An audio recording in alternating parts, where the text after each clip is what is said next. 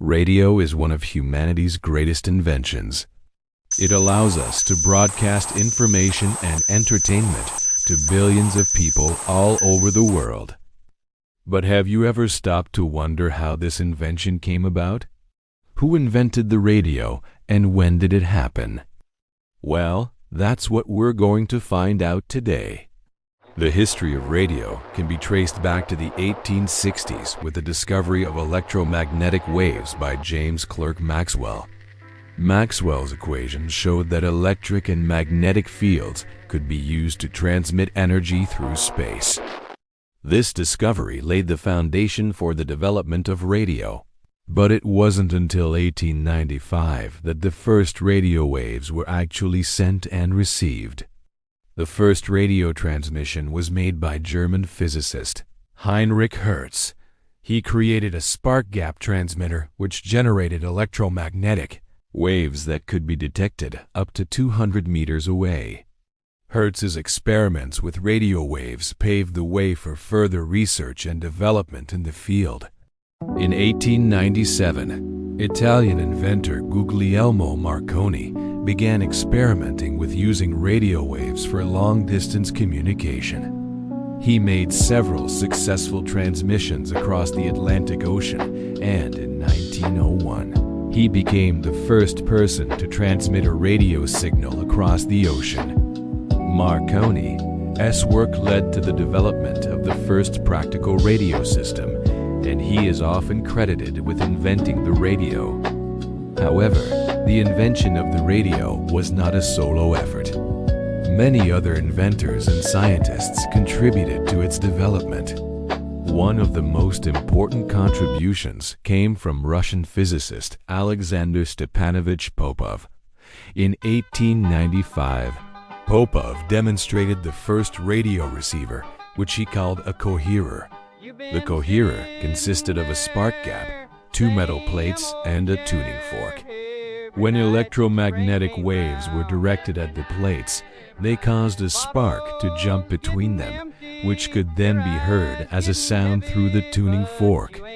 While Popov's receiver was not as sensitive or reliable as later models, it was an important step towards the development of practical radio receivers.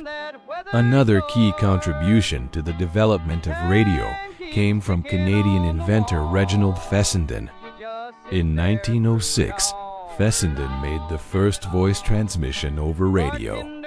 He also developed the first radio transmitter that could send and receive signals. Fessenden's work led to the development of the first commercial radio stations. The early radio stations were primarily used for communication between ships and shore stations, but soon they began to be used for broadcasting entertainment and news to the public. The first regular scheduled radio broadcasts began in 1908 in Germany and the United States. By the 1920s, radio had become a popular form of entertainment in homes and businesses. The development of the vacuum tube in the early 20th century allowed for the creation of more sensitive and reliable radio receivers and transmitters. This led to the growth of the radio industry and the emergence of radio as a mass medium. During the 1920s, major companies such as RCA and General Electric began to manufacture radio sets for the consumer market. By the 1930s, millions of radios were being sold each year. Radio also played a significant role in the development of popular culture. The radio enabled people to listen to music, news, and other forms of entertainment from the comfort of their own homes. This led to the creation of new forms of entertainment, such as radio dramas and comedy shows. Radio also helped to promote the popularity of jazz and other forms of popular music. Today, radio continues to be a popular form of entertainment and information dissemination.